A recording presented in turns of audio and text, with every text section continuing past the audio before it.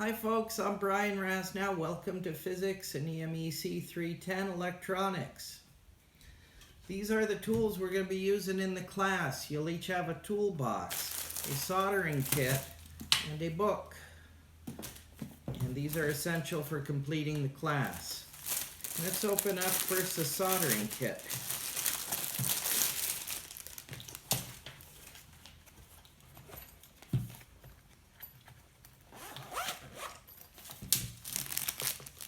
First thing we want to do is put together the stand for your soldering iron. It's got a wing nut.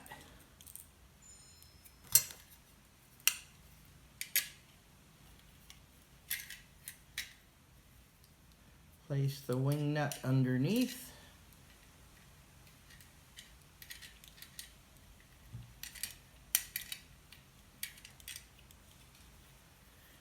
And we tighten that down. To get it good and tight, we'll need the screwdriver, which is this thing. And inside of it, the top unscrews, and there are various bits that we can stick into the bottom.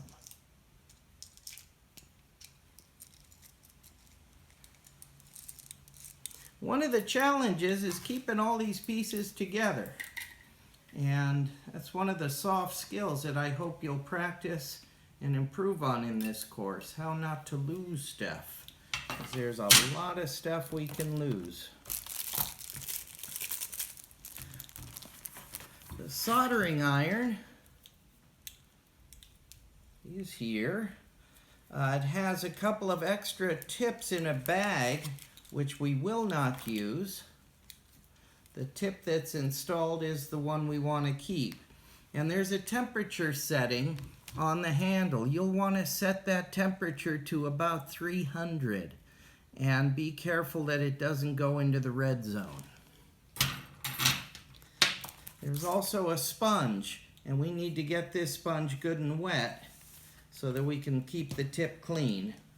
And then we will plug this iron in. You can stop it. I've plugged in the soldering iron, just turned it on. The stand is not the world's most robust, so this is something that can start a fire. It can certainly hurt you, it gets hot. And so make sure that it's stable. You have two sets of solder, one that came with the iron and another spool that should be in your kit.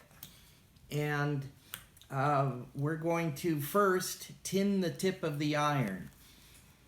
As the iron heats up, the sponge is nice and wet, and I'm just waiting for the tip to heat up so that I can coat it with solder before the tip oxidizes. If you let the tip get too hot, then you can oxidize the tip and solder won't stick to it. So you always want to have solder on the tip to protect it and not let it get too hot. All of these tools, so while the soldering iron's heating up, let's look at some of the other things in our toolbox.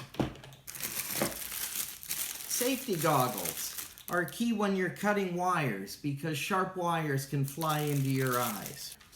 And then underneath, you folks have a DC power supply, a function generator kit, a bunch of components, and a voltmeter, and a couple of tools, and a circuit board, which we'll be using to put together our projects.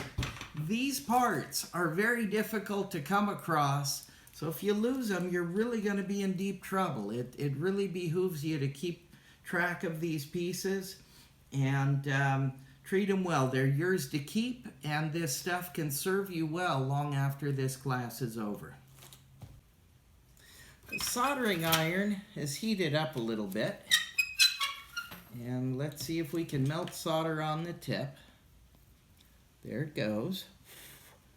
I blow to keep the smoke out of my face, and I rotate it to make sure that the whole tip is covered in solder. By keeping the tip covered in solder, we can avoid oxidation of that tip, and it'll last a long time. So that's our goal. If you can't get solder to stick to the tip, you won't be able to get solder to stick to anything. Again, be very careful. That tip is hot, and if solder falls down, it can burn things. Okay, we are going to get our voltmeters working now. So let's unpack our voltmeters and take out the leads. There's some plastic here that we can throw out. The ends of the leads have caps that just pull off. You're not going to need those again. And also, these caps on the front, you may want to save, but I don't anticipate ever using them again. So if you want to save these pieces, you can put them back in the case. Otherwise, the next step is to put a battery in the meter. And to do that, we need to get our screwdriver and get a fine tips Phillips. Now, you may have to really whack and shake to get all the screwdriver bits out of your screwdriver. Look for the finest Phillips, and that's the one we're going to install. And again, we'll put all the rest back in so we don't lose any of them.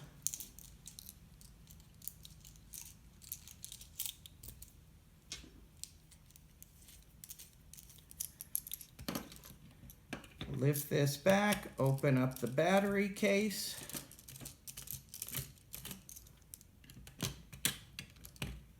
Not yet. And it's 2 AAA batteries.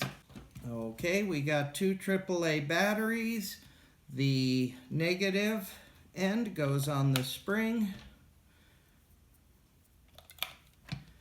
And now we can put this thing back together.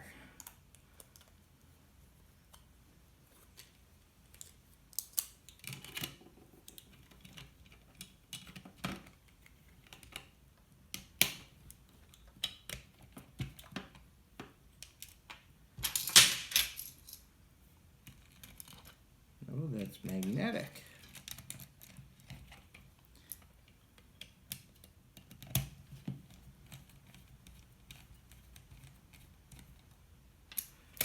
And did it work? Success. The leads we plug in to the red one to the right side and the black one to the middle, and we have a meter ready to go. I would leave these leads always plugged in and just wrap them around the meter, put them back in the case just like this. So that's our voltmeter.